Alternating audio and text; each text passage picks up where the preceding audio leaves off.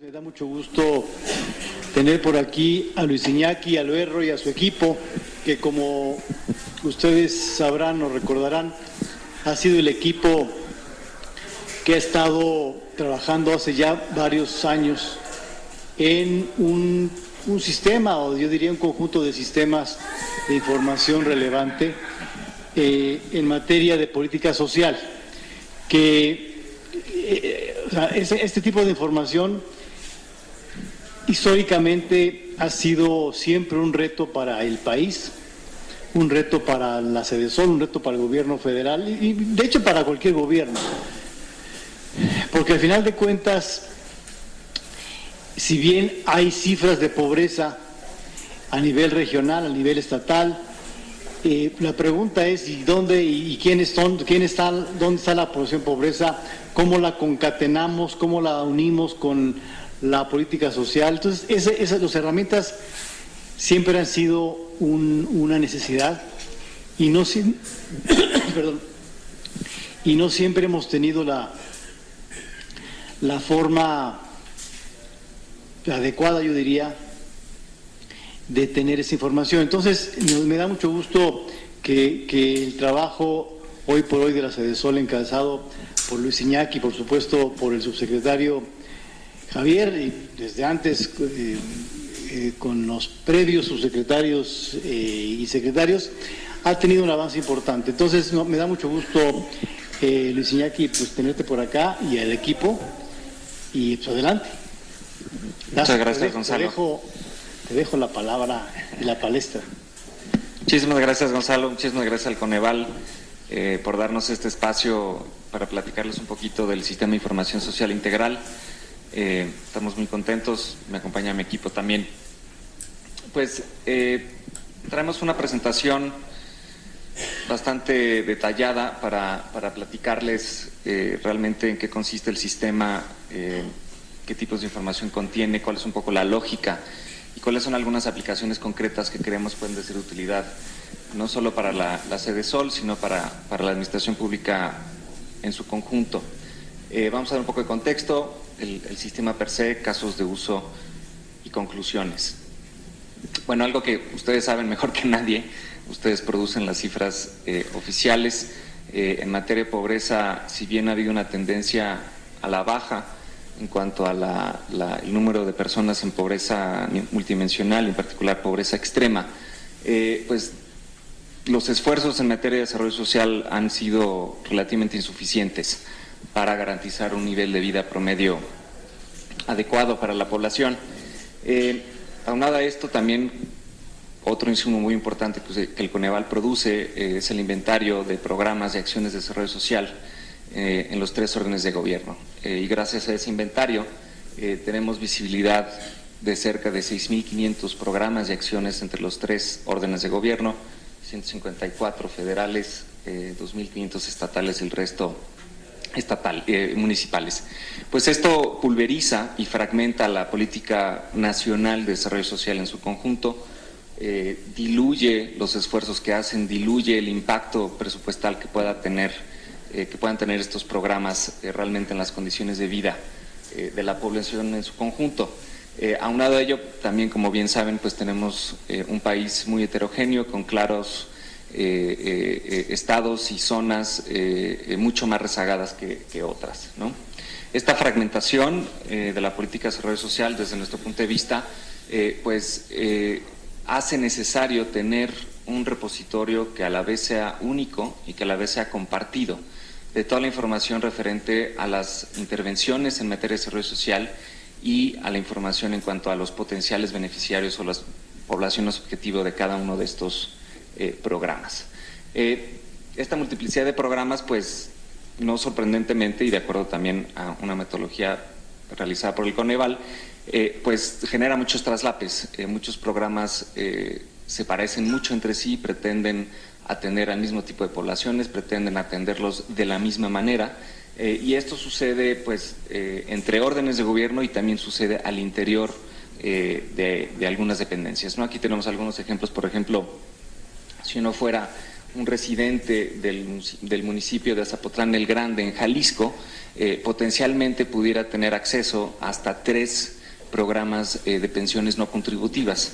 Una que ofrece el municipio de Azapotlán el Grande, otro que ofrece el gobierno estatal de Jalisco y otro que es el que opera la Secretaría de Desarrollo Social actualmente, ¿no? Entonces, pues este es un ejemplo muy claro de una intervención duplicada sobre una misma población objetivo. Esto también sucede al interior de algunas dependencias, por ejemplo, en el caso de SEDATU, 2 programas de regularización territorial que pues básicamente son muy similares, ¿no? Ahora, esto...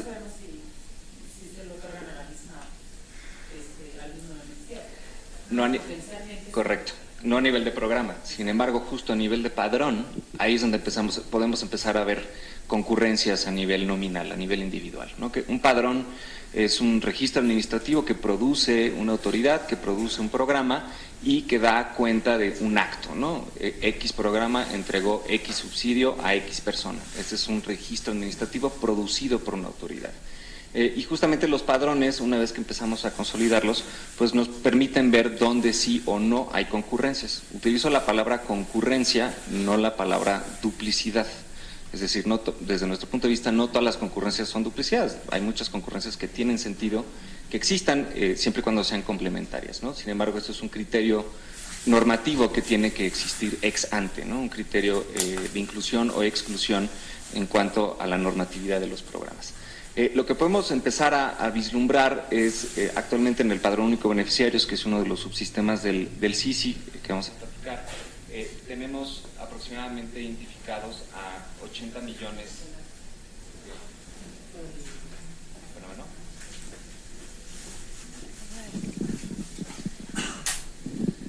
En el Padrón Único de Beneficiarios tenemos aproximadamente identificados a cerca de 80 millones de beneficiarios únicos, es decir, individuos que han recibido algún subsidio de alguno de los programas de los que tenemos padrones, ¿no? Tenemos casi 300 padrones ya integrados en el Padrón Único de Beneficiarios a nivel federal, estatal y empezando algunos municipales, que nos dan este universo total de 80 millones aprox de beneficiarios únicos. Evidentemente, pues es un padrón vivo, ¿no? Cambia y fluctúa continuamente.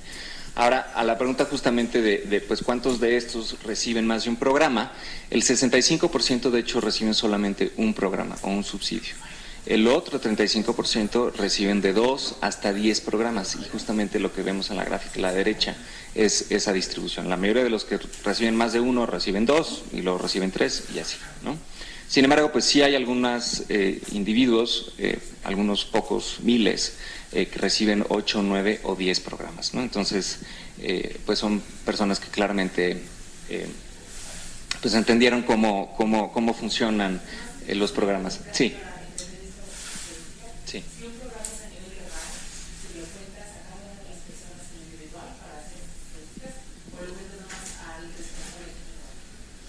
Esta confronta es a nivel individuo. Es a nivel individuo, sin embargo, si un programa, por ejemplo, Prospera es un programa a nivel hogar, entonces contamos a todos los miembros del hogar como beneficiarios de Prospera. Pero no todos los programas son a nivel hogar. De hecho, la mayoría no lo son. La mayoría son a nivel individuo, ¿no? Sí. La concurrencia más grande realmente, ¿cuáles son los padrones o los programas con mayor cobertura en México, de los cuales tenemos visibilidad? Son Seguro Popular, más o menos 55 millones de beneficiarios, y Prospera, más o menos 27 millones de beneficiarios. La concurrencia más alta es entre ellos, ¿no? Y luego hay otras también, ¿no? Y pues bueno, justamente encontramos una concurrencia entre Prospera y un programa del estado de Oaxaca. Prospera, como saben, tiene distintos componentes y uno de ellos está destinado para la adquisición de útiles escolares, ¿no?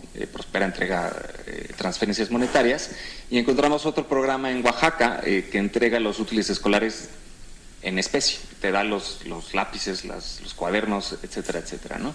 Entre estos dos encontramos a poco más de 100,000 beneficiarios que recibían ambos, tanto el apoyo monetario de Prospera para la adquisición de útiles como los útiles en especie del programa oaxaqueño, del programa del estado de Oaxaca. En 2016, vía Prospera, estos 100,000 beneficiarios recibieron más o menos 48 millones de pesos y a través del Estado de Oaxaca otros 47 millones de pesos, ¿no? Entonces, más o menos 100,000 beneficiarios recibieron más o menos 100 millones de pesos en un año para lo mismo, ¿no?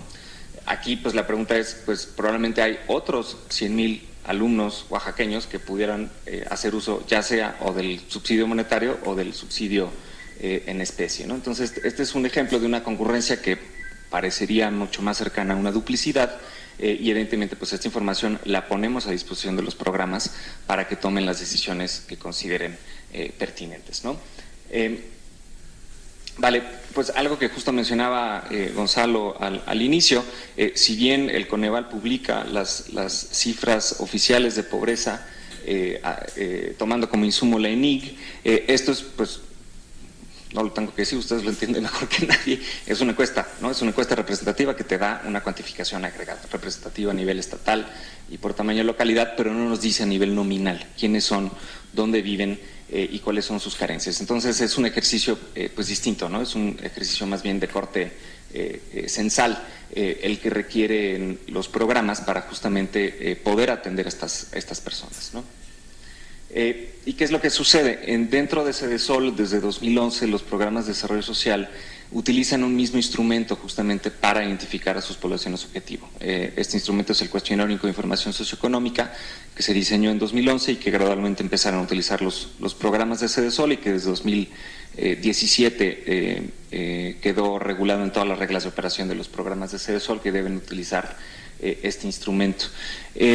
Lo que pasa desafortunadamente es que los levantamientos en campo que se hacen para levantar estos cuestionarios rara vez son coordinados entre los programas, es decir, cada programa hace su propio levantamiento sin mayor coordinación horizontal entre ellos. Entonces lo que acaba sucediendo es que a un mismo hogar lo acaban encuestando más de un programa en el mismo año. Entonces esto es un poco es una gráfica con muchos números, pero esto es un poco las duplicidades, ahora sí, duplicidades que vemos en cuanto al levantamiento de quiz.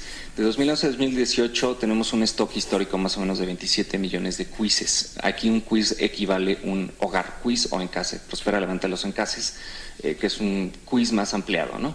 De este stock histórico que tenemos que básicamente descartar casi el 40% de estos cuestionarios, ya sea porque tienen problemas de completitud o calidad de la información o porque están duplicados, es decir, porque se le levantó a un mismo hogar en un mismo periodo, ¿no? Y las duplicidades pues no son menores, tenemos 500,000 de hogares que fueron encuestados 2 veces un mismo año, así hasta 6 veces. Entonces imagínense que vayan a tocar tu puerta para preguntarte 3 veces si acabaste la primaria, si tienes luz, si tienes, etcétera, ¿no? El quiz contiene todas las variables necesarias, mínimas, para poder reproducir la pobreza multidimensional de acuerdo a la metodología de Coneval. Evidentemente el ENIC pues tiene muchísimas más variables, 350 o no me acuerdo cuántas en el módulo de condiciones socioeconómicas, ¿no? Entonces el quiz contiene 95 preguntas que desde nuestro punto de vista son las mínimas necesarias para poder reproducir la caracterización multidimensional de pobreza de acuerdo a sus 6 carencias y a la línea de ingreso. Aquí la única diferencia, digamos que sí es una diferencia sustantiva que vale la pena mencionarla, nosotros estimamos el ingreso, no solamente tomamos el ingreso reportado, estimamos el ingreso tomando en cuenta las características socioeconómicas del hogar, ¿no? ¿Qué pasa cuando empiezan a encuestar pues muchas veces a las mismas personas? Pues sus respuestas no siempre son consistentes, ¿no? Eso es lo que vemos un poco del lado derecho. Aquí tenemos a un mismo hogar que fue encuestado por 3 programas distintos en 2 momentos distintos y podemos ver contradicciones e inconsistencias claramente sobre cuál es la composición del hogar, si nos dan la CURP o no nos dan la CURP del titular del hogar y sobre todo sobre las carencias. Si le creemos, por ejemplo, a este quiz que levantó PDZP en 2014, es un hogar de 3 personas. Sin embargo, si le queremos a este quiz que levantó el programa Adultos Mayores en 2012, como solía hacerlo frecuentemente el programa, pues era un hogar unipersonal porque solamente encuestaban al adulto mayor o a la persona que pensaban que podían incorporar a su programa. Cuando evaluamos esa información, la aplicamos la metodología de Coneval con esta diferencia que mencioné en cuanto al ingreso, pues obtenemos resultados totalmente distintos, ¿no? Y sobre todo el número de programas al que pudiera ser elegible entonces el hogar, pues también difiere radicalmente. Este es un ejemplo saliente, digamos, lo queremos demostrar el punto. No es que todos los cuestiones que tenemos tengan este tipo de inconsistencias, pero sí, como dije, al final de cuentas tenemos que descartar casi el 40% de los cuestionarios, lo cual pues se invirtieron recursos presupuestales públicos en ir a esos lugares que son generalmente de difícil acceso, y que hay pues también un desgaste por parte de la ciudadanía, ¿no? Como dije, si te preguntan 4 veces cuál es tu ingreso y si acabaste la primaria, pues yo a la segunda ya no le abriría la puerta, ¿no? O bueno, quién sabe, porque si un programa me ofrece un subsidio de leche y el otro programa me ofrece una pensión no contributiva, pues puede que yo también ajuste mis respuestas acorde, ¿no? Entonces, esto genera, desde nuestro punto de vista, varios incentivos perversos, tanto para el encuestado como para el encuestador, que creemos que deben de solucionarse de una manera estructural, ¿no? Bueno, este es el contexto ante el que responde el sistema. Ahora que realmente el SISI es un conjunto de subsistemas que se desarrollaron en Cedesol en momentos distintos, por razones distintas, con fuentes y tipos de información distintas, ¿no? Estos subsistemas existían ya, sin embargo operaban de manera aislada, eran muy poco interoperables, o era muy difícil hacer que sean interoperables. La intención del SISI es poner toda esta información y poner todas estas herramientas bajo una misma arquitectura informática, que justamente procese los datos de manera homogénea, que les dé un tratamiento estandarizado y que entonces permita una explotación mucho más rica y que permita una explotación compartible de regreso hacia los programas. ¿Cuáles son esos subsistemas? Por un lado, el Sistema de Focalización y Desarrollo, el CIFODE. Este es el repositorio de los quizzes y su función, como su nombre lo indica, es focalizar, identificar a los potenciales beneficiarios de acuerdo a los criterios de elegibilidad que marca cada programa. Nosotros no determinamos cuáles son los criterios de elegibilidad, nosotros tomamos los criterios de elegibilidad que de preferencia están plasmados en las reglas de operación, cuando hay reglas de operación, me estoy refiriendo principalmente a nivel estatal y municipal, y esos criterios los traducimos en una serie de reglas lógicas para entonces identificar qué personas, de acuerdo a la información socioeconómica que tenemos, cumplen o no cumplen con esos criterios, y de ahí entonces generar universos potenciales de atención o listados de potenciales beneficiarios. En el CIFO tenemos aproximadamente 44 millones de personas ya identificadas, que ahorita vamos a ver cómo se distribuyen en cuanto a los cuadrantes de pobreza. Por otro lado, el Padrón Único de Beneficiarios, como su nombre indica, consolida los padrones. Estos son registros administrativos. Lo anterior eran datos autorreportados, ¿no? Datos que le preguntas al ciudadano, el ciudadano te responde, eso lo plasmas y eso es la información socioeconómica. Los registros administrativos son, como dije, datos que produce una autoridad dando cuenta de cierto acto, y en estos padrones, como dije, tenemos ya identificados a cerca de 80 millones de beneficiarios mediante 114 padrones federales de 15 dependencias federales, incluidos evidentemente todos los de Cedesol, y 153 padrones estatales de 16 entidades federativas que ya están enviando su información de manera recurrente.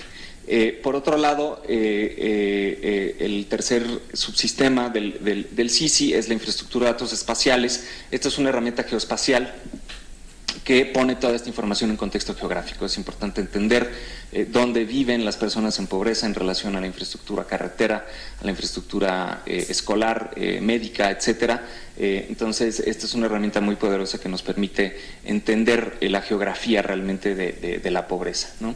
Y por último, la plataforma preventiva. Este es, digamos, el subsistema más joven que pretende utilizar la información del SISI, así como información de otras fuentes, con técnicas de ciencia de datos y aprendizaje de máquina para realizar recomendaciones de corte preventivo. La intención es empezar a pensar en la política de desarrollo social de manera preventiva más que de manera reactiva, ¿no?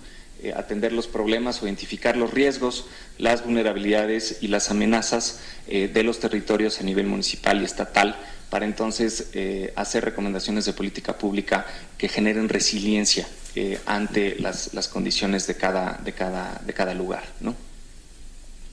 Bueno, Esto es un diagrama conceptual de qué es lo que sucede al interior del sistema. El sistema ingesta 4 tipos de datos, básicamente: padrones de beneficiarios, como mencionábamos, quizzes, otras fuentes de registros administrativos, como por ejemplo los datos del IMSS o los datos del RENAPO, y también datos geoespaciales o infraestructuras sociales, es decir, establecimientos físicos donde se ofrece algún tipo de servicio, como decía, las escuelas, las clínicas, en el caso de Sedesol, las estancias infantiles, las lecherías Liconza, las tiendas Liconza, los comedores comunitarios, etcétera, ¿no?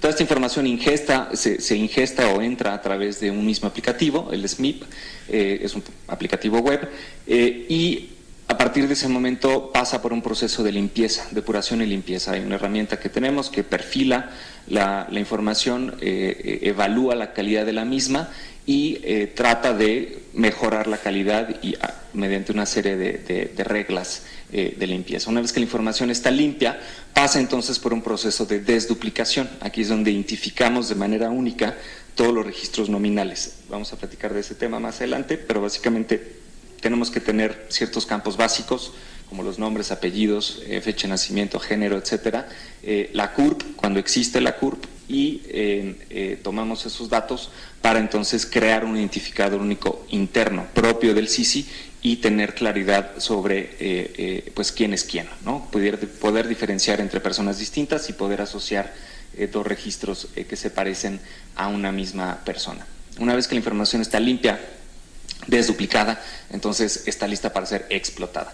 Tenemos básicamente 2 tipos de explotación, ya sea explotación tabular más tradicional a través de una herramienta de BI, o la explotación geoespacial que mencionaba a través del ID. Todo esto lo publicamos y lo desplegamos a través de un portal web que tiene una parte pública que cualquiera de ustedes puede acceder con toda la información que es pública. Nosotros tenemos una obligación de transparencia en cuanto a publicar los padrones de beneficiarios trimestralmente con nombre y apellido, así lo pide la ley. Pero también, evidentemente, pues está la parte privada, ¿no? La parte privada está diseñada para los usuarios del sistema, que son realmente los programas de desarrollo social. Aunque el Coneva, yo creo que también estaría bueno que les demos un usuario, tenemos un convenio con ustedes, entonces también ustedes pudieran ser usuarios. Bueno, esto es un poco cómo se distribuye la información que tenemos tanto del CIFODE como del PUB. La información del CIFODE, como mencioné, esa información es un acumulado histórico de datos, ¿no? No pretende ser información representativa, no está pensada para ser información representativa, no se levanta la información mediante un marco muestral. Entonces son comparaciones, digamos, no totalmente comparables con, por ejemplo, las mediciones que emite el Coneval. Sin embargo, con la información que ya tenemos, podemos más o menos identificar a 75% de las personas en pobreza, ¿no? De acuerdo a la última estimación de 2016. Me van a decir, oye, sí, pero hay 9.4 millones de pobres extremos y tú tienes acá 17.5. Sí, por eso dije, no es una comparación realmente totalmente equivalente. Pues estos son datos históricos de 2011 a 2018 y evidentemente, pues cuando tenemos información más reciente, vamos descartando la información vieja y únicamente dejamos la información más vigente y de mayor calidad. De hecho, en el CIFODE, digamos, tenemos una clasificación justamente de los registros. Clasificamos tanto la vigencia como la consistencia lógica de los mismos. Siempre y cuando los datos sean vigentes y consistentes, entonces consideramos que son datos premium, digamos, datos de mayor calidad. Si no son vigentes, pero sí son consistentes o al revés, de todas maneras los dejamos en la base, los exponemos hacia los programas, pero ponemos un indicador diciéndoles, este registro ya perdió vigencia, o este registro puede que sea inconsistente. ¿A qué me refiero? Por ejemplo, si hay un desastre natural, hay un sismo, esto afecta pues justamente la vigencia de la información. Si el quiz se levantó antes de los sismos del año pasado y es una localidad o un municipio que fue gravemente afectado, pues las condiciones que tenía ese hogar en ese momento probablemente hayan cambiado. Entonces eso le resta vigencia a estos datos y por ende indicamos si es el caso, ¿no? Sí.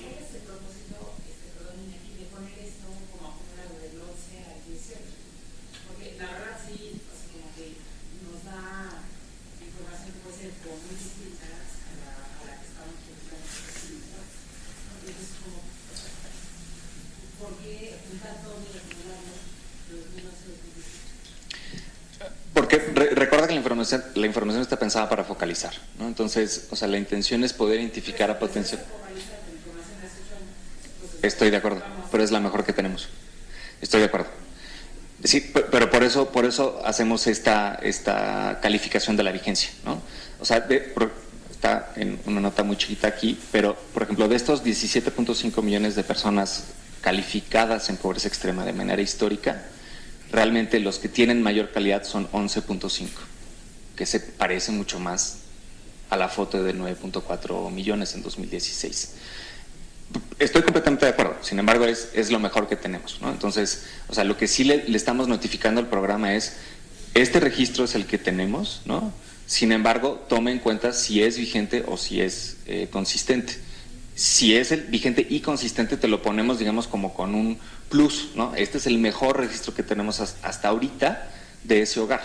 Sin embargo, si los quito, o sea, respondiendo un poco a tu pregunta, si los quito, pues entonces volvemos invisibles a estas personas, ¿no? O sea, la intención es...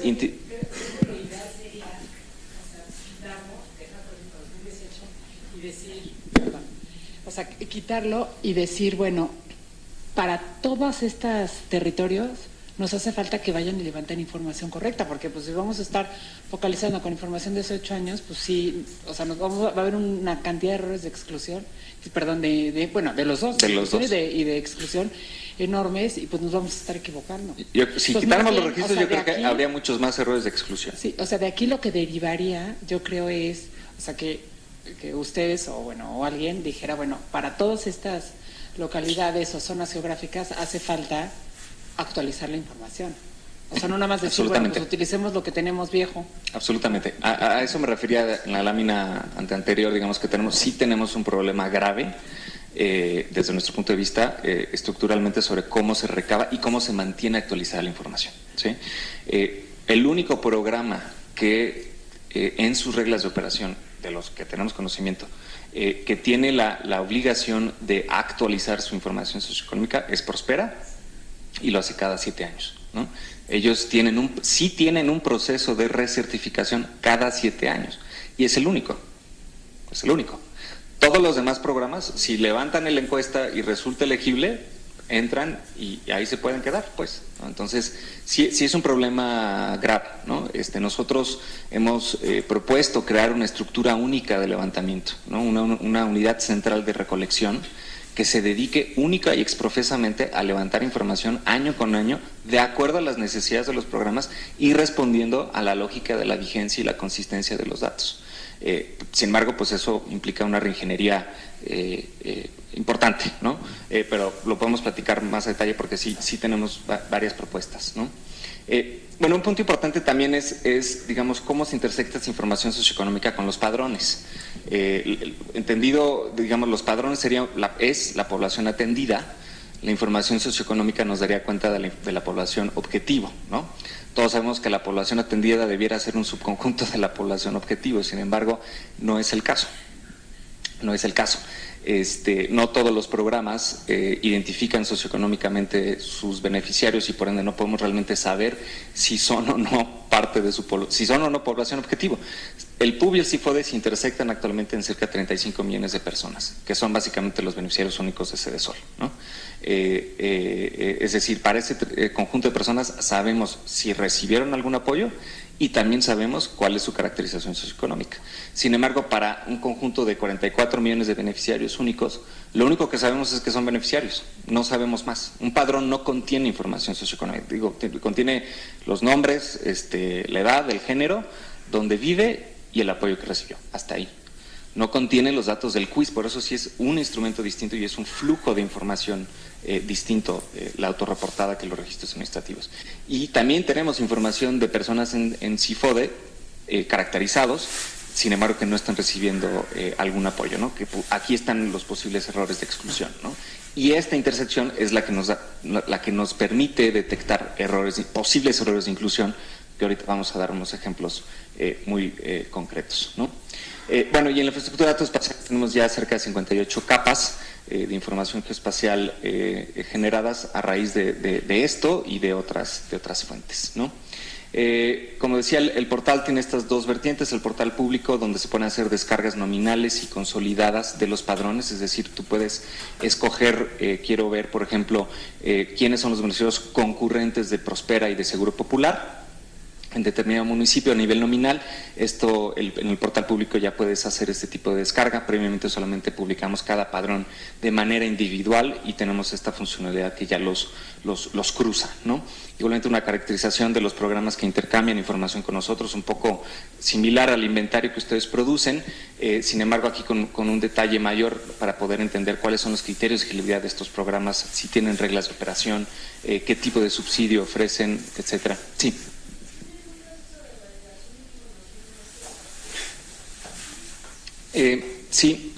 Tenemos la información a nivel de programas se captura a través del cuestionario único el cuestionario de análisis de programas sociales, el QAPS, y le pedimos a los programas que lo actualicen al menos una vez al año, ¿no?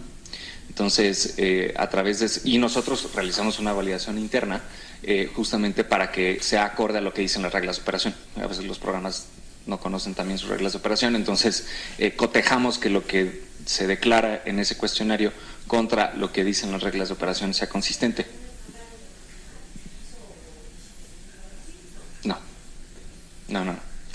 Que yo sepa, no hay algún ISO como en materia de no, sí, de bases de datos sí, pero como de programas y ya. Sí, de datos sí hay y estamos contemplando eso. Bueno, también está la parte de visualización geoespacial y la plataforma preventiva con los perfiles de todos los estados y municipios y también de programas que comentaba previamente. Eso es el portal público. Del lado del portal privado tenemos ahí una serie de aplicativos que están expuestos hacia nuestros usuarios privados, hacia los programas. El registro de oferta social, este es el aplicativo justamente que contiene todos los QAPs, en donde se declara cuál es la estructura del programa, de qué dependencia depende, de qué orden de gobierno, cuáles son las figuras institucionales, nuestras contrapartes, ¿no? Con quiénes vamos a comunicarnos, quiénes son los responsables de cada tipo de información que van a compartir con nosotros. El SMIP, el Sistema de Mapeo e Integración de Padrones, como decía, es el aplicativo de ingesta donde entra toda la información, es un aplicativo web. La infraestructura de datos espaciales, el BI, el módulo CIFODE, los aplicativos de captura de quiz en versión web IDM. Nosotros desarrollamos y habilitamos y le damos mantenimiento a estos aplicativos y los ponemos en manos de los programas previa capacitación y certificación de nuestra parte hacia los encuestadores que van a campo. Al igual que un módulo de aprendizaje remoto y learning justamente para aprender a utilizar estas herramientas, ¿no? Esto es lo que contiene el portal privado y que están empezando a utilizar nuestros programas. Esta es la plataforma preventiva, justamente muestra perfiles de ubicación, municipios y estados, perfiles de programas y una serie de mapas temáticos que también pueden consultar en la liga plataformapreventiva.gov.mx y la liga del CICI es cici.cdesol.gov.mx. Bueno, este es un comparativo internacional que quisimos hacer tomando en cuenta un estudio que hizo el Banco Mundial. Este sistema lo hicimos con apoyo técnico y financiero del Banco Mundial desde 2015 y lo que hemos visto pues es que en países con niveles de desarrollo relativamente similares a México, pues han habido esfuerzos similares en cuanto a la unificación de sus bases de datos para la planeación de la política de desarrollo social, ¿no?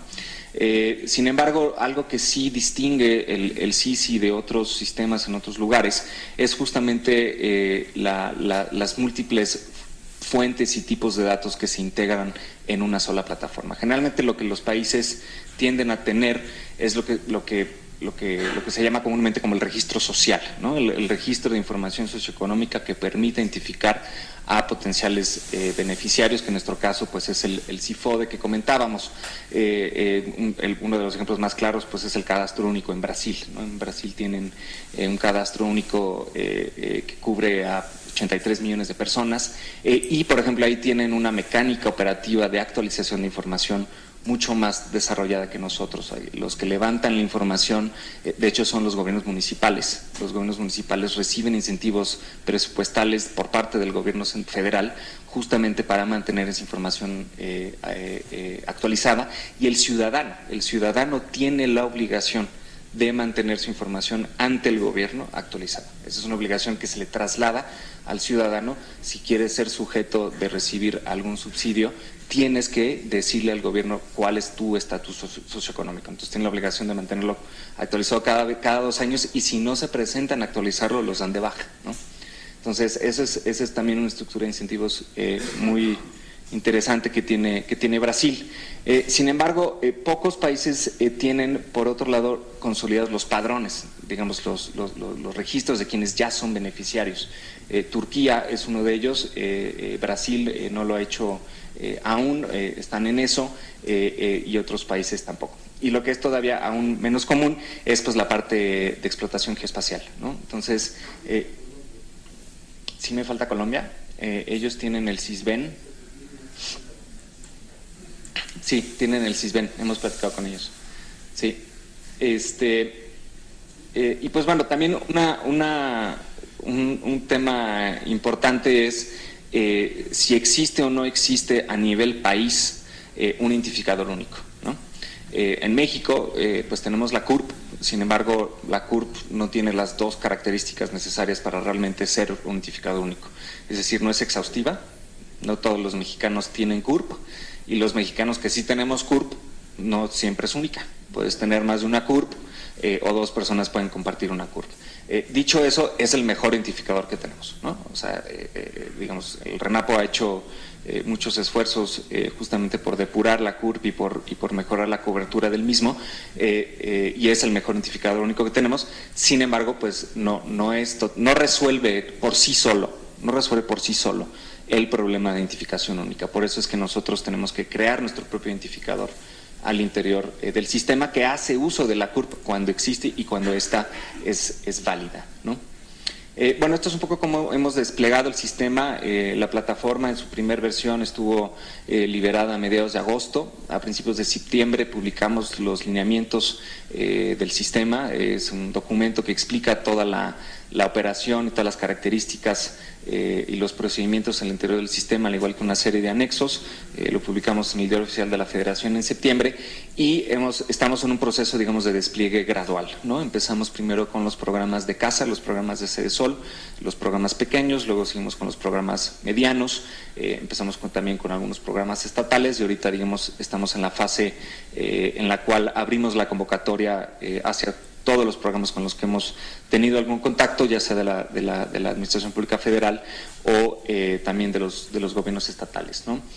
Tenemos hoy en día ya 41 programas que están totalmente adheridos al sistema, que ya tienen sus usuarios y contraseñas, y que están siendo capacitados y están empezando a enviar sus padrones o su información a través del sistema, y estamos en proceso de adherir otros 25 programas federales que fueron convocados recientemente. Evidentemente, pues una vez que este proceso de adhesión termina y que son capacitados, pues la intención entra un proceso continuo de ingesta y de explotación de datos, ¿no? Muchas veces nos preguntan ¿cuándo van a acabar el padrón único de beneficiarios? Pues el padrón único de beneficiarios no se acaba, ¿no? La plataforma ya se acabó. Sin embargo, es una plataforma que debe ser integrada continuamente, pues hasta en tanto no resolvamos el problema de la pobreza, ¿no? Que pues todavía falta mucho. Bueno, esto es el sistema. Me gustaría dar algunos casos concretos, ejemplos de cómo se puede utilizar esta información. Le llamamos casos de uso. El primero es la identificación única, este tema que mencionamos, digamos, de que la CURP, si bien es el mejor identificador del cual tenemos en México, no resuelve por sí solo el problema de la identificación. Y si lo tomáramos como tal, pues dejaríamos fuera a una serie de personas que son generalmente los más invisibles y los más marginados, ¿no? Por ejemplo, los adultos mayores en zonas rurales son los que menos CURP tienen, los que no tienen acta de nacimiento. Entonces, si solo tomáramos la CURP en cuenta para identificarlos, no los pudiéramos identificar. Lo que estamos mostrando acá es un poco cómo ha evolucionado el número de beneficiarios mal identificados. Lo que nosotros hacemos justamente cuando recibimos los padrones, cuando viene la CURP, hacemos una confronta contra RENAPO. Tenemos un enlace directo a sus bases de datos productivas, lo cual nos permite hacer confrontas a demanda, digamos. No necesitamos intervención humana de RENAPO, evidentemente formamos un convenio con ellos y todo esto fue trabajado con ellos, que nos permite hacer confrontas continuamente de manera automatizada, ¿no? Si el RENAPO nos contesta que conoce a esa persona y que en efecto esa CURP corresponde con esa persona, entonces consideramos ese registro como válido, ¿no? Si sin embargo nos dice, ¿sabes qué? Sí conozco a esa persona, pero esa CURP ya no es la válida, en realidad su CURP válida es esta, porque la que tú tienes es la que tenía hace 2 años, ¿no? Pero la que tiene hoy es esta, entonces pues corregimos la CURP asociada con ese registro. O si mandamos un registro sin CURP, porque no lo recibimos así, digamos, porque no nos la dieron, pues, RENAPO nos dice, ¿sabes qué? Sí conozco a esta persona y este es su CURP, entonces de esa manera recuperamos la CURP de esta persona. Este tipo de confronta se le notifica periódicamente a los programas, ¿no? El resultado de la confronta que hacemos con RENAPO se la mandamos a los programas por oficio para que vayan y confirmen esto en campo, ¿no? Les decimos, oye, lo que nos dijo RENAPO es que realmente esta persona tiene esta CURP, haz lo correspondiente en campo para confirmar esto. Lo que vemos del lado izquierdo es el número de beneficiarios mal identificados año con año. Entonces lo que vemos es que en 2013 había cerca de 34 millones de beneficiarios únicos que no tenían una validación por parte de RENAPO, ¿no? Hoy en día hemos logrado disminuir esa cantidad de registros mal identificados a poco más de 11 millones. Van a decir, oye, pero todavía hay 11 millones de beneficiarios que no podemos totalmente identificar. Pues sí, porque RENAPO no los tiene, ¿no? O sea, porque son personas que no están en RENAPO. Entonces, ahora, estos son beneficiarios que recibieron transferencias monetarias, ¿no? Esa es la otra línea que se ve en la gráfica. La cantidad de recursos erogados a beneficiarios mal identificados en 2013 era cerca de 40,000 millones de pesos. Y en 2017 esta cifra ronda por los 9,700 millones de pesos. Nos ha habido una reducción sustantiva de casi el 75% de los recursos destinados hacia personas mal identificadas. Evidentemente, pues todavía no se termina esto, ¿no? Bueno, otro caso de uso es un poco, la intención es identificar los errores de exclusión. Se ha platicado mucho pues de la expansión de lo que hoy en día es el programa de pensión para adultos mayores, ¿no? Este programa hoy atiende a cerca de 5 millones de beneficiarios adultos mayores. Sin embargo, en la información que tenemos en el CIFODE, podemos identificar a casi 3,5 millones de potenciales beneficiarios que de aquí a 2024 pudieran ser susceptibles de recibir esta pensión. Y esto es un poco pues cómo se, de acuerdo a la edad que tienen, cómo se distribuyen y cómo pudiesen, es una trayectoria posible pues de cómo pudiera comportarse el padrón de este programa. Lo que vemos es que la mayor cantidad de población no atendida, en el caso de adultos mayores, de hecho está en el norte. Como hoy en día el programa tiene un criterio de no recibir una pensión contributiva de más de 1,000 pesos mensuales, pues esto de alguna manera, digamos, sí prioriza a las personas más vulnerables o a las personas con menores ingresos, que están pues en el sur del país, que ahí es donde ya están los beneficiarios actuales, ¿no?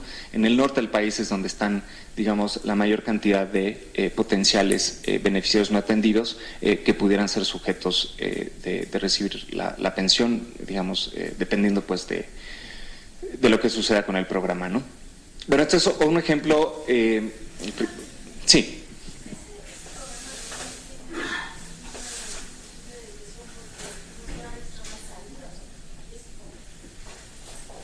Ese es un temota. Adultos mayores, digamos, tenía que previamente solicitaba la comprobación de vida de sus beneficiarios, ¿no? Entonces, eso genera la logística para hacer eso es extremadamente compleja, porque tienes que movilizar a literalmente millones de personas con baja movilidad para que vayan recurrentemente a confirmar que están vivos.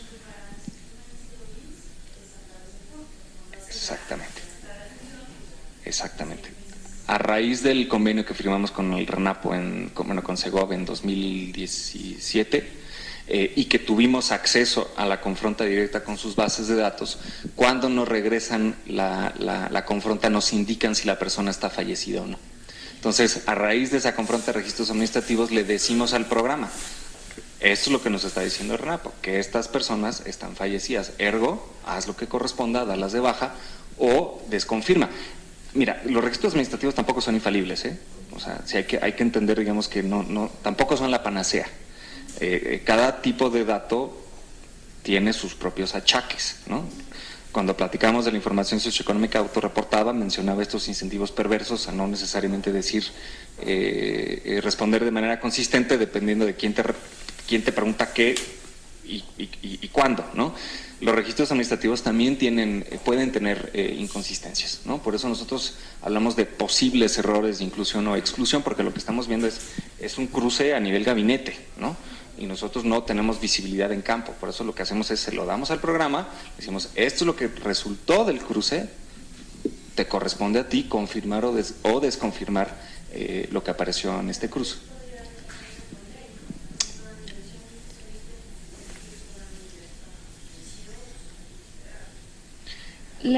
Pues sí, sí, ese es un criterio normativo, ¿no? Que es una decisión normativa que se tendría que tomar, ¿no? Que cae fuera del alcance del sistema, ¿no? El sistema es eso, o sea, consolida datos y los comparte, ¿no? Lo que mencionas, estoy de acuerdo, tiene mucho sentido, pero es un criterio normativo que tendría que tomarse en las reglas de operación del programa, ¿no?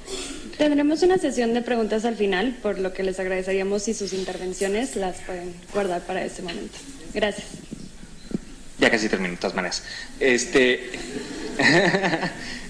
Bueno, ahora, en cuanto a posibles errores de inclusión, aquí lo que hicimos fue justamente confrontar el padrón de Prospera contra la base de derechohabientes del IMSS.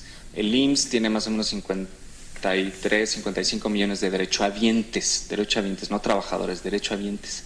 Y encontramos de los 30 millones de beneficiarios únicos de Prospera, tomando en cuenta las dos modalidades con y sin corresponsabilidad, que 3,5 millones de beneficiarios Prospera, aquí estoy hablando de todo el hogar, pues, ¿no? O sea, de todos los integrantes del hogar beneficiados, 3,5 millones son derechohabientes del IMSS.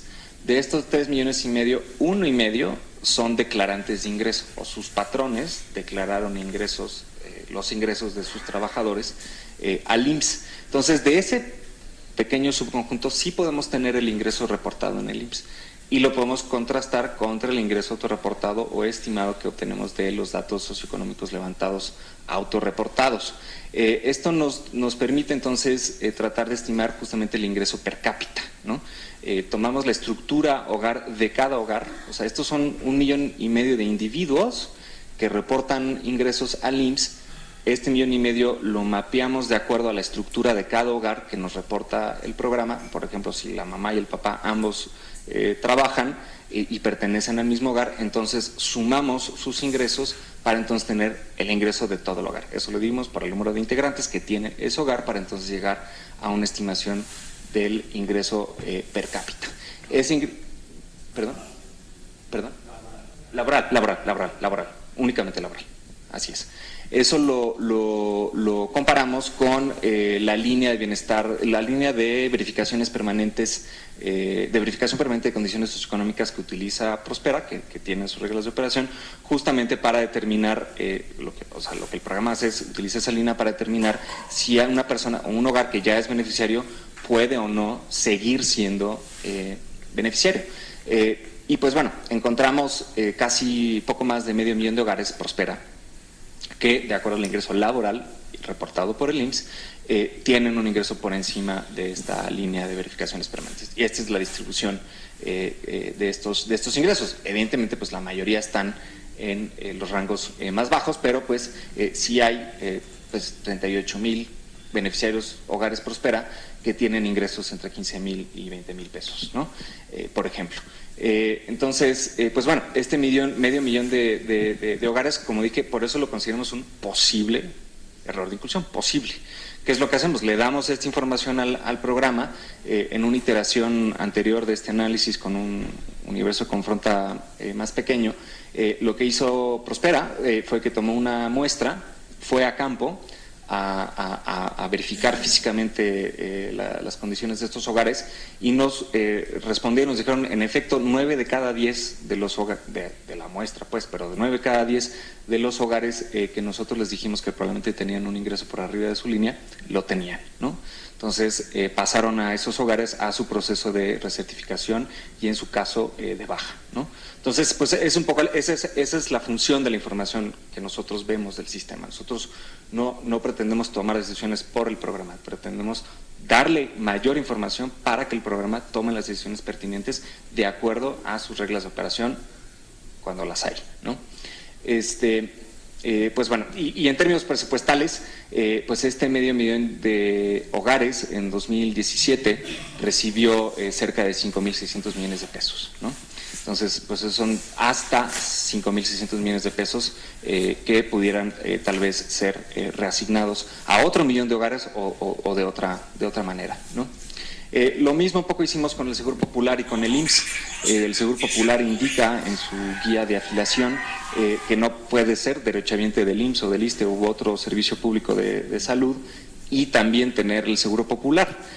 Confrontamos ambas bases, identificamos a poco más de 5.8 millones de individuos que son derechohabientes del IMSS y que también son beneficiarios del Seguro Popular. El Seguro Popular, como saben, pues no es una transferencia monetaria, es un esquema de financiamiento de la Federación. Sin embargo, si tomamos el presupuesto que le dio el PEF al Seguro Popular y calculamos una per cápita por el número de beneficiarios que tiene, pues podemos llegar a una estimación presupuestal de cuántos recursos recibieron estos cuántos recursos fueron erogados en atender a estos 5.8 millones de afiliados y son aproximadamente 7.500 millones de pesos. Otra vez, posibles errores de inclusión. Es un cruce de registros administrativos que le damos al programa para que tome las decisiones pertinentes. Pues bueno, el último caso de uso en cuanto a la explotación geoespacial, lo que estamos haciendo es un análisis de los medios de pago que utilizan los programas actualmente, específicamente aquellos que otorgan transferencias monetarias, para tratar de identificar pues justamente cuáles están bancarizados, cuáles no, y qué tan lejos viven de la infraestructura bancaria física. Actualmente el principal banco que dispersa apoyos monetarios es Bansefi, es un banco de gobierno, y Bansefi, por ejemplo, pues dispersa todo el padrón de Prospera principalmente, y tiene una infraestructura bancaria pues a través de sucursales, cajeros y corresponsales, ¿no? Entonces lo que hicimos fue pues mapear, justamente estimar las distancias de recorrido, no las distancias lineales a vuelo de pájaro, ¿no? Sino las distancias por las rutas y las vías correspondientes para tratar de identificar cuáles son los tiempos de recorrido entre donde vive el beneficiario y donde está el punto de infraestructura bancaria más cercano, y pues no sorprendentemente lo que vemos es que donde hay menos acceso a la infraestructura bancaria pues es justamente donde más pobreza hay. Estamos replicando este análisis también con infraestructura bancaria comercial para entender pues justamente cómo se comporta esto y dónde hay otras posibles fallas de mercado en cuanto a cobertura de infraestructura bancaria, ¿no? Bueno, con esto voy a concluir. Desde nuestro punto de vista, el SISI es una herramienta que aumenta las capacidades analíticas del Estado y que responde a la necesidad de articular, focalizar y monitorear mejor la política redistributiva nacional, ¿no? El primer paso consistió en los últimos 3 años en diseñar y desarrollar la plataforma, ponerla en operación y publicar los lineamientos que lo regulan, ¿no? Este es un poco el acta de nacimiento del sistema, fueron estos lineamientos. El sistema, digamos, o más bien el área, ha firmado convenios de intercambio de información con varias instituciones, el Coneval una de ellas, 26 gobiernos estatales, cerca de 70 gobiernos municipales y otras dependencias federales, incluyendo 3 universidades, y ese es pues el instrumento jurídico necesario para poder justamente garantizar un flujo de información recurrente hacia el CICI, ¿no? Hay que entender que detrás de todo esto hay datos personales sensibles, que están regulados por la Ley General de Protección de Datos Personales en posesión de sujetos obligados, y que justamente todo intercambio pues tiene que ser de acuerdo a las facultades y atribuciones de cada ente público, y con conocimiento y consentimiento del titular de los datos personales, ¿no? Algunas perspectivas que nosotros vemos hacia adelante, consideramos que es necesario reformar la Ley General de Desarrollo Social. Actualmente en su artículo 27 se habla de la integración de un padrón en el ámbito de las respectivas competencias de cada orden de gobierno. Sin embargo, pues esto no es una obligación vinculante, ¿no? Básicamente, estos intercambios que tenemos con estos 26 gobiernos estatales y los municipales están supeditados a la voluntad política de cada administración en turno. Cada vez, de hecho, que se va una administración y entra una nueva, tenemos que renegociar el convenio, tenemos que recurrir a la interlocución y el convencimiento justamente para que se firmen y se intercambien estos datos, que eso siempre va a ser necesario. Sin embargo, sí queremos, algo que no existe hoy, pues, es, digamos, que desde a nivel de ley general exista, que esté estipulado claramente, pues, que cualquier autoridad pública que utilice recursos públicos para fines de subsidios redistributivos lo haga intercambiando información con el sistema. El sistema es una herramienta compartida con los 3 órdenes de gobierno que permitirá planear y focalizar las intervenciones de desarrollo social. Creemos que tiene sentido sistematizar la política de desarrollo social en favor de la erradicación de la pobreza extrema. Tenemos identificados a los pobres extremos, sabemos qué les faltan, podemos cuantificar qué implicaría eso y vemos viable en un sexenio, si no erradicar, porque eso va a ser básicamente imposible, pero sí reducir sustantivamente la pobreza extrema mediante un uso pues más congruente, racional y transparente de los recursos públicos. Pues eso es la presentación, estoy a sus órdenes.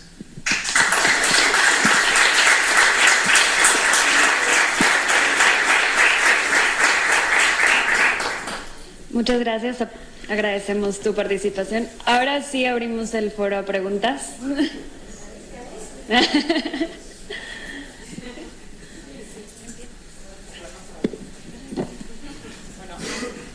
Antes que nada, Iñaki, la verdad es que muchas felicidades, porque este trabajo que han hecho, que es titánico, que la verdad se ve fácil, pero ha sido, estoy segurísima, muy complicado. Entonces, sí, felicitarlos por todo este esfuerzo y ojalá, pues, en la próxima administración podamos todavía seguir avanzando en la construcción de todos estos sistemas, ¿no?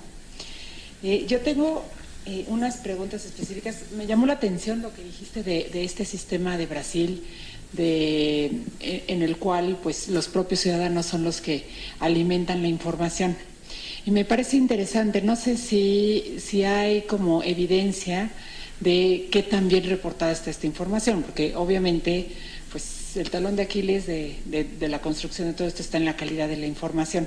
Y siento yo que en México, justamente porque hemos estado utilizando la construcción de toda esta información para decidir quién es o no es beneficiario, pues esto ha conllevado a que muchas familias pues no digamos mientan, pero a lo mejor malinformen acerca de las características de la información por la que preguntamos. Entonces, me pregunto si ha habido como una evaluación en Brasil de cómo funciona esto y de si pudiera ser una posibilidad para México de construir un sistema que venga más como de abajo para arriba en lugar de arriba para abajo.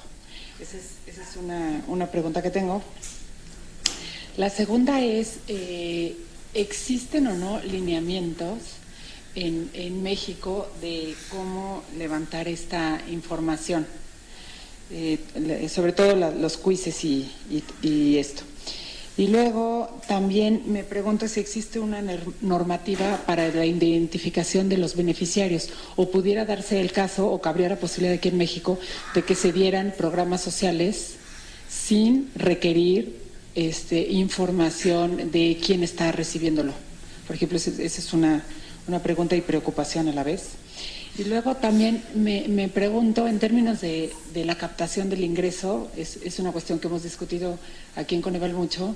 Nos preocupa que se mida con error y que se capte con error la información del ingreso. Y me pregunto si están haciendo algún tipo de análisis, investigación para ver de qué manera se puede captar mejor. Vamos a tomar otras 2 preguntas y cerramos esta ronda. ¿Hay alguna? Sí. Qué amable, muchas gracias. Me llamó la atención lo que hablaste de las layers del software, es decir, una de las 4 etapas que hablaste del software tiene 44 layers o capas. Si yo como usuario o como investigador quiero tener acceso a la información correspondiente de los programas, puedo ver los perfiles y el desahogo de cada programa. Mi pregunta es, ¿en esas 44 capas existen todos los programas sabidos y por haber que se dan? ¿O todavía no? Esa es una pregunta. La otra es, he trabajado un servidor en varios municipios del país como asesor, pero también dentro de, y me doy cuenta de que la planeación desde el gobierno federal viene un poco complicada, vamos a decirlo así, porque nos han llegado 100 viviendas, por decir, te llegan 100 viviendas para cuarto adicional o 100 presupuestos para ayuda de cuarto adicional o cualquier programa que se nos ocurra. Y entonces nos dan 3 días nada más para entregar los quiz. Y en 3 días repartir y hacer las evaluaciones de los quiz aunque despleguemos una serie de personas y un ejército, no nos da tiempo y entonces lo que sucede es se sesga el apoyo, no llega a la persona adecuada y porque vamos contra reloj de no entregar los quiz a tiempo, contra tiempo, vamos contra reloj, hace que nosotros entreguemos quiz no debidamente bien levantados, sino no debidamente bien dirigidos a las personas que los van a necesitar. Entonces, la planeación desde el gobierno federal o estatal no viene tan adecuada y entonces nos dan a nosotros, como gobiernos locales, 3 o 4 días o un tiempo mínimo para entregar esa información cuando debiera ser pues con un poco más de planeación, ¿no? Entonces, ese es un tema que nos ha llamado mucho la atención, la planeación relacionada con el levantamiento de quiz. Y la otra es que estás tomando datos estadísticos de hace 8 años en la lámina que platicó nuestra compañera hace un rato. Entonces, si levantamos quiz cada vez que emitimos un programa, tengo entendido que es cada año. Y entonces, si tenemos información de quiz, esa información creo yo que es lo último que pudiéramos tener de mano para soportarlo como una información veraz, fehaciente y que pudiera servirnos para datos estadísticos más actualizados, obviamente pasado por los filtros de no duplicidad o no repetición. Entonces, son 3 temas ahí que nos llama la atención en lo que tú acabas de exponer.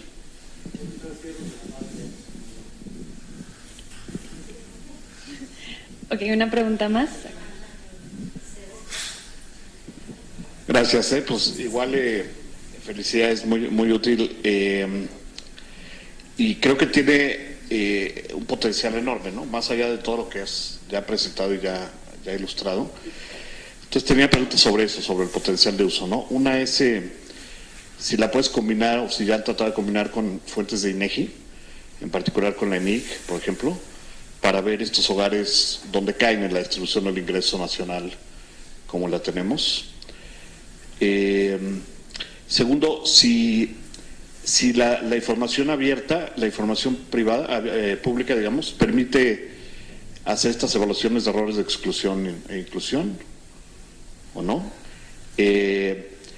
Luego, en términos de esta slide aquí de mejores prácticas internacionales, ¿cómo le han hecho otros países, o si lo han hecho o no, para resolver el problema de mantenerlas actualizadas? Y además si entiendo bien ahorita la información socioeconómica de gente que no está en los padrones se levanta como parte del esfuerzo de identificación de los programas, ¿no? Y por lo tanto no es por eso no representativo realmente el nivel de pobreza es tal vez representativo del nivel de pobreza en localidades muy pobres, ¿no? ¿Cómo le han hecho otros países? Uno, para actualizar la información de forma sistemática, y dos, para tener más representatividad de ese tipo, es decir, sobre todo en zonas que no son geográficamente pobres, ¿no? O tienen niveles, digamos, localidades rurales muy pobres. Y finalmente me preguntaba si este sistema se puede usar también, y si lo han hecho otros países, para la parte, digamos, de autoidentificación de la población, potencialmente sería muy útil, ¿no? Como funciona en países avanzados con sistemas de bienestar viejos, digamos, muy establecidos, pues que la gente se autoidentifica, conoce las características del programa y va y se autoidentifica, y luego pues van y seguramente pues checan si un sistema de este tipo podría ser la base para un sistema de autoidentificación de los beneficiarios, que creo que sería obviamente para un país como México pues mucho más eficiente que ir así soviéticamente a cada localidad a tratar de encontrar a los beneficiarios potenciales, ¿no? Empezamos. Va.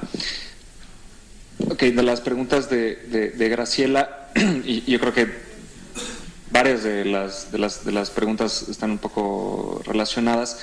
Si conozco alguna evaluación específica del cadastro único, ha sido de pronto no, pero justamente este estudio del Banco Mundial que está ahí referenciado hace un comparativo, digamos, y dedica una buena parte a Brasil, ¿no?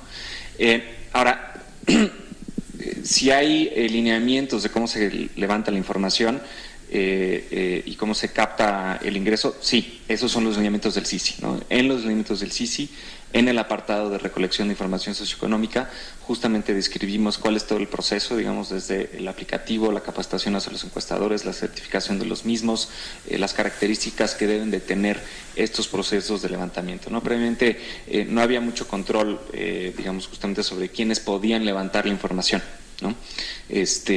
Básicamente cada quien levantaba un poco como Dios le daba a entender. Desde hace un par de años hacia acá hemos implementado cada vez más candados en donde solo otorgamos usuarios, por ejemplo, del aplicativo de quiz, si tenemos certeza de que el encuestador fue capacitado y que su capacitación es vigente, ¿no?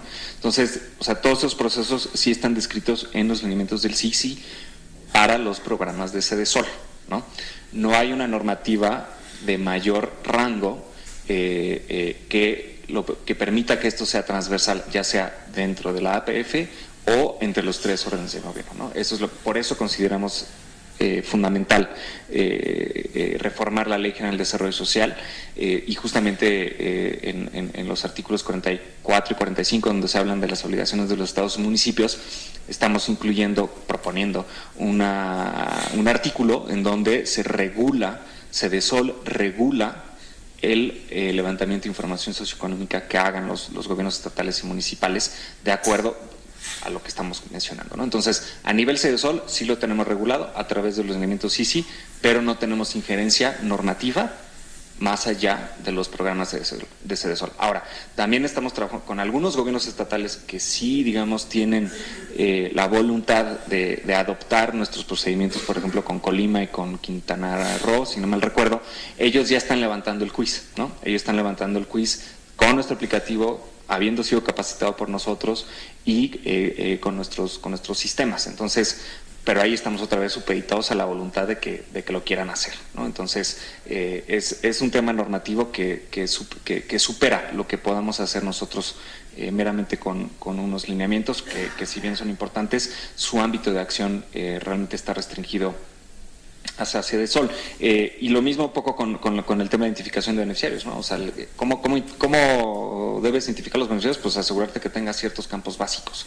En tanto esos campos básicos no sean obligatorios para todos los programas, pues vamos a seguir teniendo estos problemas de identificación. Nosotros consideramos que tendría mucho sentido, por ejemplo, organizar campañas de lo que llamamos corporización, ¿no? O sea, campañas junto con RENAPO, junto con los gobiernos estatales, municipales, decir, a ver, esto, y además ya sabemos un poco, o sea, ya tenemos información de personas que sí están identificadas de cierta manera, pero que no tienen CURP, ¿no? Entonces, eso también nos ayudaría muchísimo a nosotros para depurar esta información, porque a veces son registros inventados, ¿no? O sea, cuando no los podemos encontrar en RENAPO, tenemos el riesgo de que o es una persona realmente invisible, o sea, una persona existente, realmente marginada, que vive en la punta de la loma, o que sea un fantasma, que sea una persona que no existe, que se inventó a alguien, que lo metió al padrón para otros fines, ¿no? Entonces, sí creemos ahí necesario, digamos, llevar esto a un rango de ley. Si no tiene un rango de ley, normativamente va a ser difícilmente resolvible este problema. En cuanto a la captación de ingreso, el sub y el subreportaje es un problema también que hemos identificado claramente, y sí estamos haciendo varias acciones en ese sentido.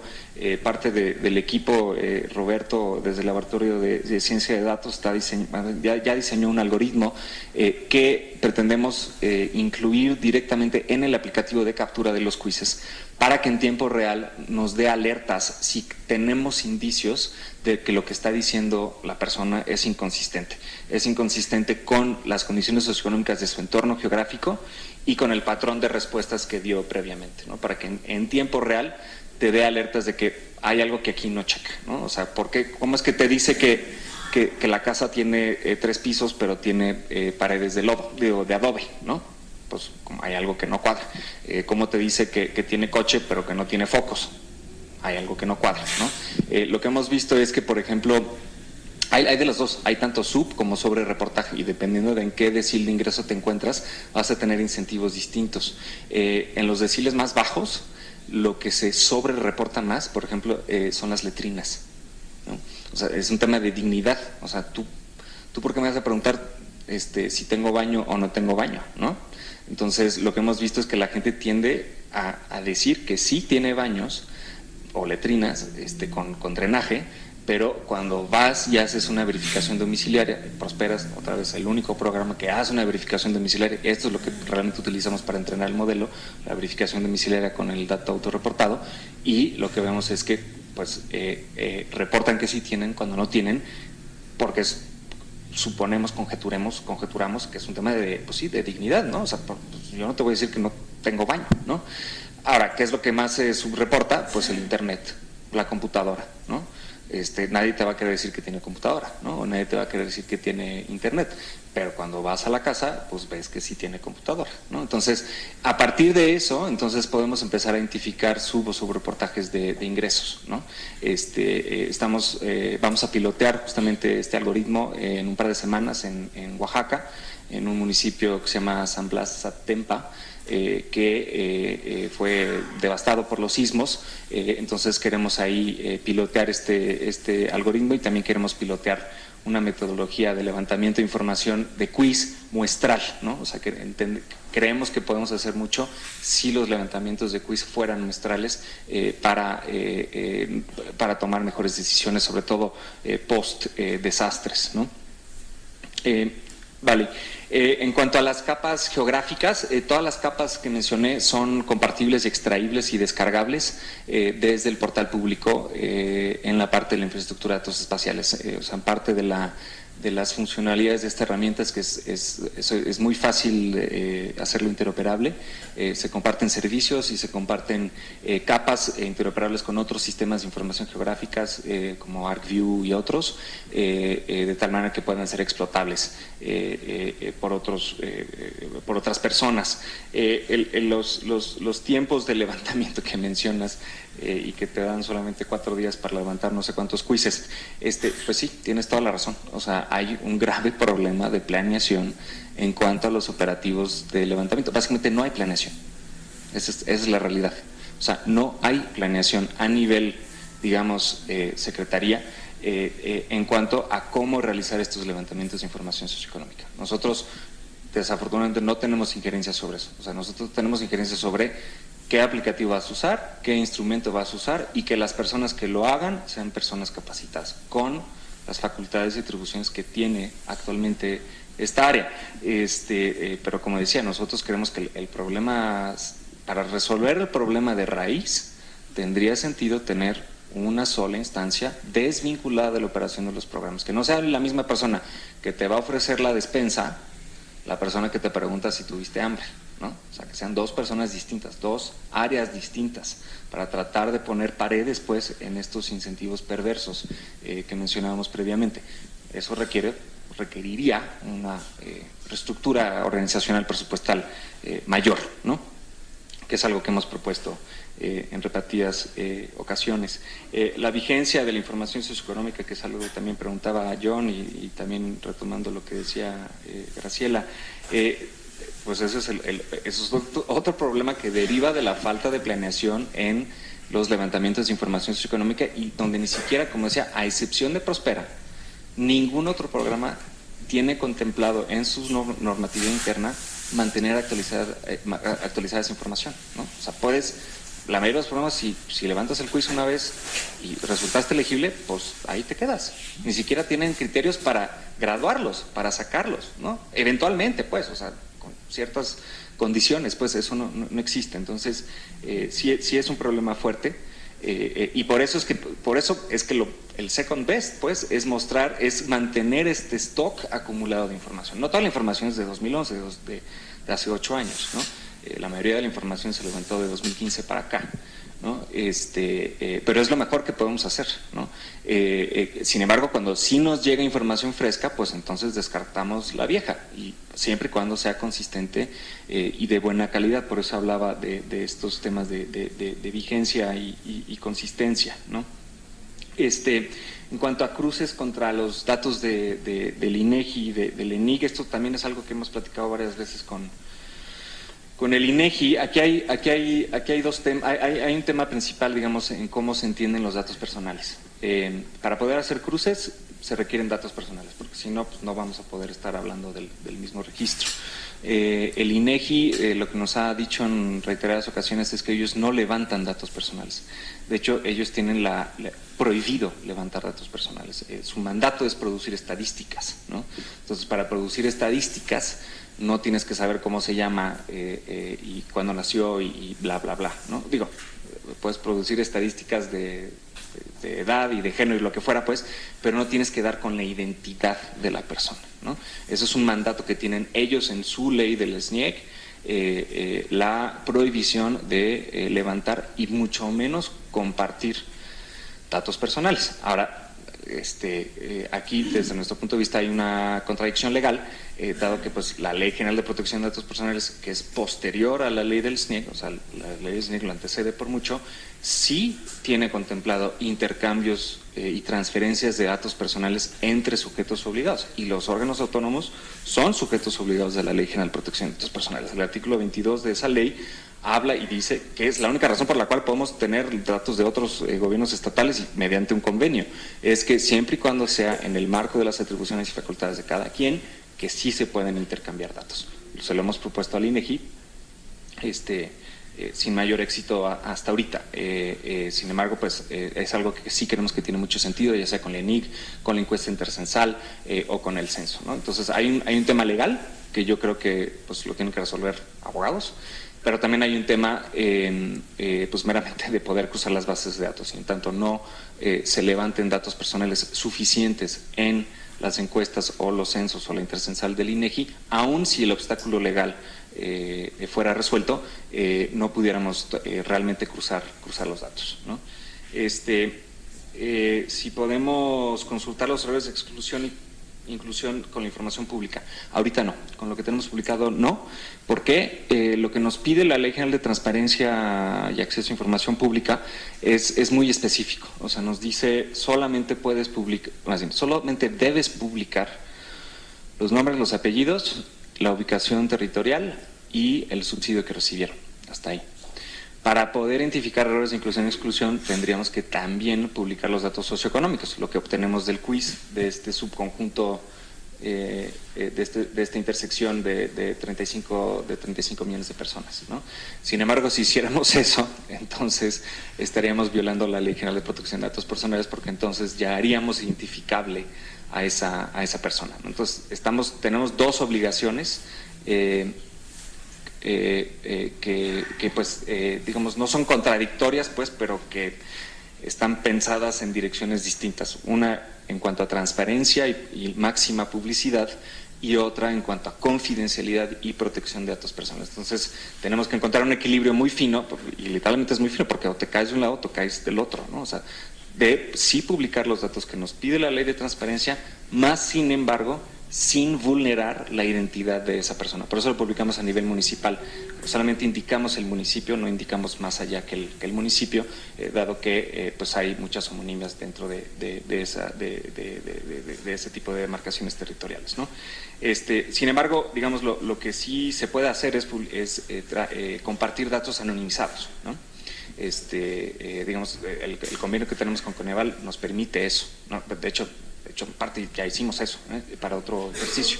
Entonces, algo que sí podemos hacer es compartir datos anonimizados que contengan tanto los padrones, el cruce de los padrones con la información socioeconómica, para entonces poder hacer este tipo de análisis de errores de inclusión y exclusión. Ahora, el tema de la autoidentificación y del autorreporte. Sí, nosotros creemos que tiene mucho potencial. La verdad es que nunca lo hemos probado. Y yo creo que hay que contemplar todos los incentivos que eso involucra, ¿no? Algo que, o sea, como mencionaba, en Brasil, pues primero le transfieren esa responsabilidad al ciudadano, lo cual yo creo que tiene todo el sentido, ¿no? O sea, tú como ciudadano quieres recibir un subsidio de gobierno, ok, pero mantén tu información actualizada ante el gobierno. Lo que hacen, por ejemplo, en Chile es que ellos cotejan tanto la información socioeconómica autorreportada con todas las fuentes de registros administrativos que tienen en Chile. En Chile, el sistema en Chile es impresionante por el grado de interoperabilidad que tiene con todas las dependencias de gobierno. Ahí sí no tienen temas de que yo no te presto mis datos, o sea, todos se comparten datos con todos. Entonces, ahí un poco los incentivos sería, pues, tú ciudadano acércate, ¿no? Digo, así es como lo pensaríamos. Tú ciudadano acércate, te voy a dar el beneficio de la duda, ¿no? Que tú estás declarando verídicamente cuál es tu situación socioeconómica. Más sin embargo, si un registro administrativo contradice lo que tú me dijiste, ¿no? Si tú me dijiste que no tenías coche, pero la delegación, el registro vehicular, que eso es lo que hacen en Chile, tienen, por ejemplo, los registros vehiculares vinculados con los impuestos, vinculados con la seguridad social, vinculados con un montón de cosas. Si en cualquiera de cualquier otra de estas fuentes encuentro una contradicción a lo que tú me dijiste, entonces pues debe haber algún tipo de castigo, ¿no? Algún tipo de penalidad, o te doy una chance, pues, digamos, para corregir o para volver a declarar tu condición, o de plano pues te doy de baja o algo, ¿no? O sea, yo creo que así tendría sentido pensarlo, digamos, en cómo sí darle incentivos a la gente para que se acerque, darle la responsabilidad de mantener sus datos actualizados, pero también confrontar esos datos con todas las demás fuentes de registros administrativos que, si nos permite identificar contradicciones, entonces existan consecuencias. Sin embargo, te soy sincero, estamos ahorita todavía lejos de llegar a algo similar, ¿no? O sea, digo, lo que sí pudiéramos hacer relativamente fácilmente es simplemente habilitar un portal de captura de información socioeconómica, por ejemplo, ¿no? Sin embargo, sí tendríamos que tener visibilidad sobre pues, por ejemplo, los datos del SAT, ¿no? Los datos del SAT no hemos podido verlos. Realmente toda la base de datos del IMSS no la podemos ver, lo que vemos es una confronta, ¿no? Digamos, yo creo que hacia adelante sí tiene sentido depender cada vez menos de las encuestas, depender cada vez menos de los datos autorreportados y explotar cada vez más los registros administrativos. Sin embargo, no hay que perder de vista que, pues, la población objetivo de la política de desarrollo social, como son la gente en condiciones de pobreza, pues tienden a no estar en los registros administrativos, tienden a no estar en el IMSS, tienden a no estar en el SAT, ¿no? Entonces, sí creo que para cierto conjunto de personas nunca te vas a quitar la necesidad de ir a encuestarlos o pedirles que vengan y que reporten sus datos directamente, ¿no? ¿Listo? Muy bien, tomaremos una última ronda de preguntas. Gracias. Pues una felicitación sincera al equipo, porque cuando ves esta presentación pareciera muy sencillo y en serio puedo visualizar por lo menos un poquito de todas las dificultades que han tenido que enfrentar para llegar a esto. Tengo dos preguntas. La primera es si Después de haber trabajado durante varios años en todo este esfuerzo, ¿toda la entrega de bienes y servicios debería tener padrones o no, desde tu perspectiva? ¿No? Y la segunda es, dado que ustedes parten de los inventarios Coneval, la gran pregunta es, ¿qué les gustaría que Coneval también incluyera dentro de estos inventarios, que sabemos, partiendo de que es un ejercicio ciudadano, ¿no es cierto? Ciudadano, lo subrayo, pero que después de todo este análisis supieran que deberíamos incluir en los inventarios o tratar de incluirlo en los inventarios. Gracias. Había otra. Pues es un proyectazo, ¿no? Tiene mucho futuro y pues está en un momento preciso para subirse a el gobierno digital y todo lo que hay, ¿no? Yo nada más quisiera preguntar dos cosas. Uno de la slide 8, no sé si lo pudiéramos ver. Bueno, de ahí yo aprendí a usar bases de datos precisamente en Prospera con Mónica Orozco. Y ahí yo tengo, bueno, siempre los casos especialitos son los que meten ruido, ¿no? No sé si en tu llave de identificación utilizas el género. Bueno, a la larga el cambio de género va a aumentar, tienen que ver. Desaparecidos, ¿no? No están en estatus de muerte, no puedes ponerlos, están desaparecidos, ¿no? Y desgraciadamente pues sí es la población también más vulnerable, ¿no? Esos son los dos casos que a mí se me vienen a la cabeza. Y si no sé si puedes poner en tu slide 15.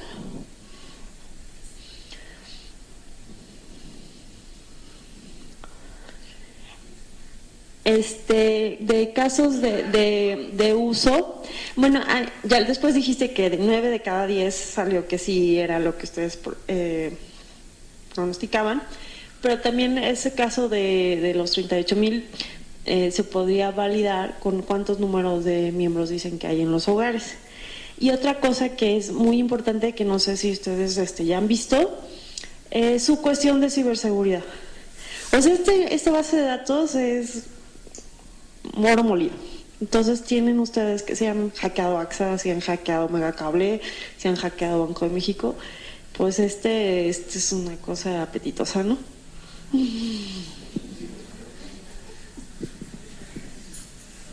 Gracias.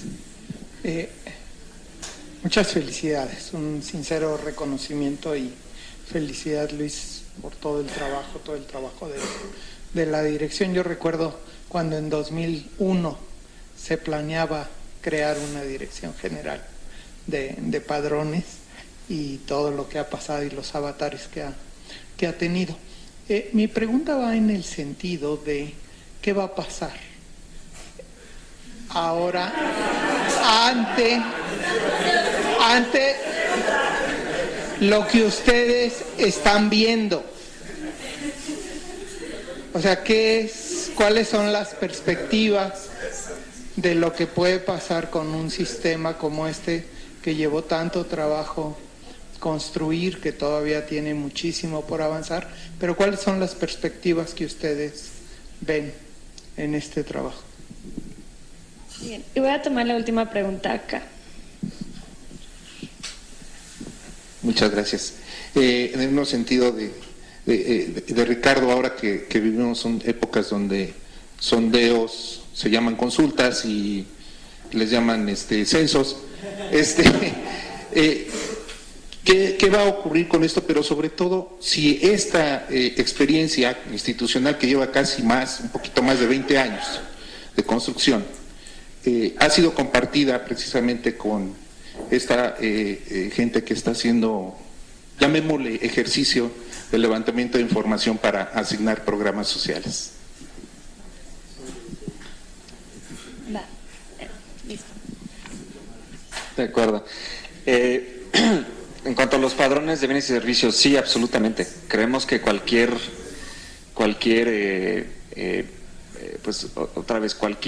política redistributiva, en el sentido más amplio de la palabra, siempre y cuando se entregue a un individuo o incluso una persona moral, desde nuestro punto de vista, debiera tener un padrón, ¿no?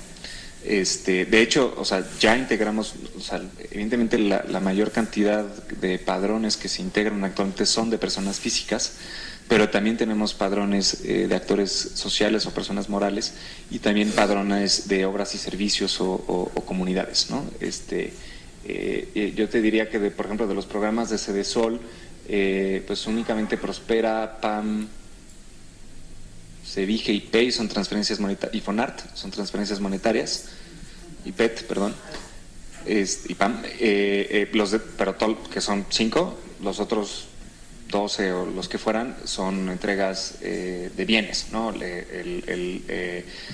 Comedores comunitarios, etcétera, servicios como PEI. Bueno, es que PEI es una transferencia monetaria a la cuidadora, pero para el beneficiario es un servicio, ¿no? Entonces, o sea, sí, para nosotros, digamos, cualquier subsidio monetario o en especie o en servicio debiera tener un padrón. Por ejemplo, el FAIS, ¿no? El FAIS no integra un padrón per se, tienen poco, digamos, los gobiernos estatales y municipales que erogan el FAIS no necesariamente reportan lo que erogan, ¿no?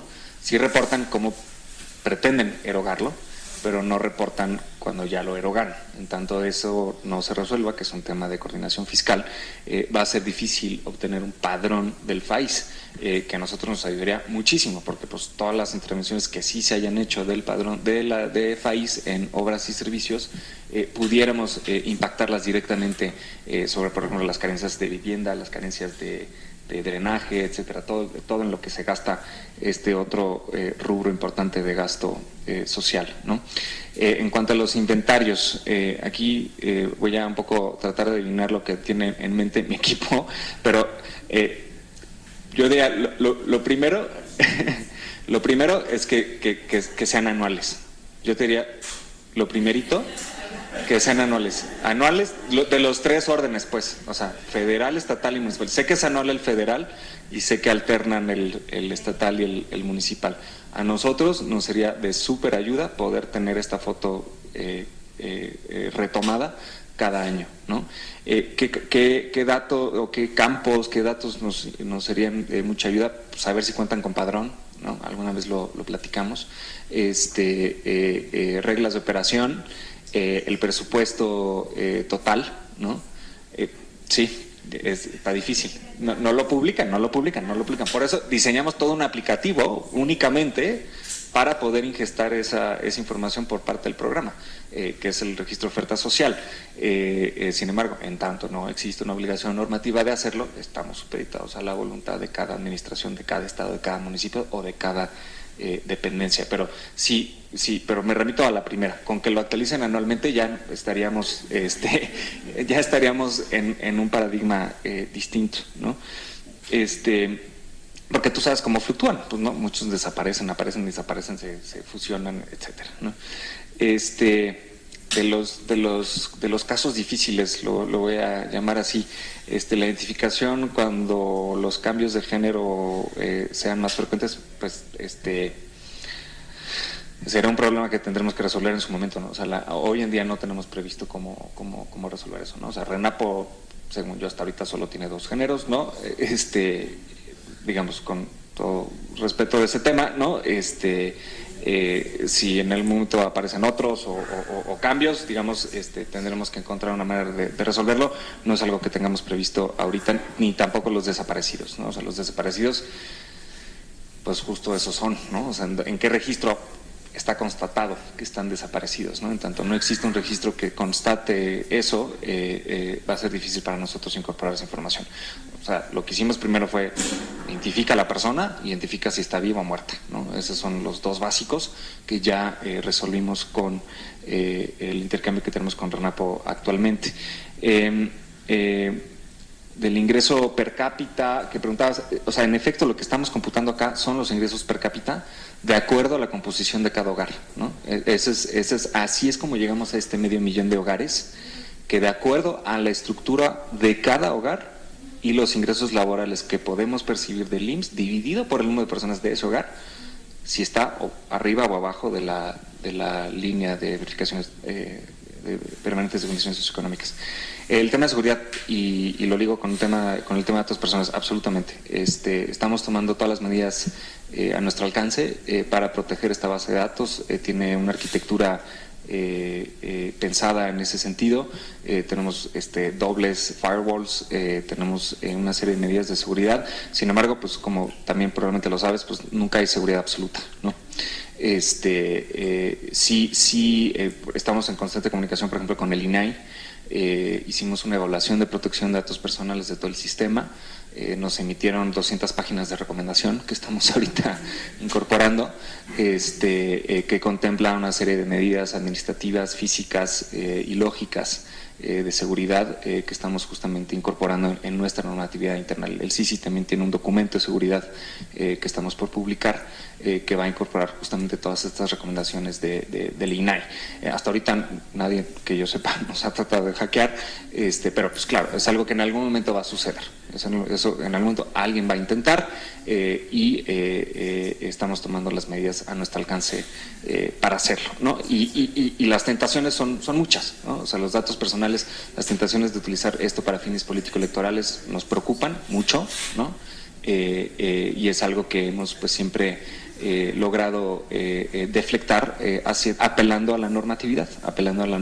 Y afortunadamente tenemos un marco jurídico robusto en materia de protección de datos personales, relativamente joven y desde mi punto de vista relativamente poco entendido. No hay una cultura de protección de datos personales ubicua en las dependencias de la Administración Pública Federal y menos aún en la ciudadanía, que es yo creo que donde tiene que empezar. Pues las preguntas más difíciles que me dejaron al final de prospectiva. ¿Qué va a pasar? Pues la verdad es que no sabemos. Claro que hemos tenido muchas pláticas con distintos equipos de transición. Les hemos mostrado esto, les hemos mostrado el sistema, hemos tratado pues, varios de estos casos de uso, los estamos pensando justamente de acuerdo a las prioridades que se han mencionado hasta ahorita, el tema de adultos mayores, el tema de discapacidad, el tema de los jóvenes que no trabajan o que no estudian. Entonces, pues estamos produciendo análisis en ese sentido, ¿no? Para un poco mostrar la utilidad de esta información y cómo puede servir a sus prioridades y a las políticas que se implementen en el próximo sexenio. Sin embargo, pues la verdad es que estamos un poco en la incertidumbre. Creo que sí ha habido eco hasta cierto punto en ciertos equipos. Creo que sí ha despertado interés hasta cierto punto en ciertos equipos, pero pues concretamente todavía hay una gran incertidumbre sobre qué es lo que vaya a suceder. Por eso para nosotros, digamos, el tema normativo es fundamental, ¿no? O sea, el sistema es eso, es un pedazo de software que nos costó 3 años construirlo, pero si ese pedazo de software no vive en una arquitectura normativa acorde, entonces puede ser sujeto de ser utilizada para otros fines o de simplemente no utilizarse, ¿no? Pero cuando sepamos más les avisamos.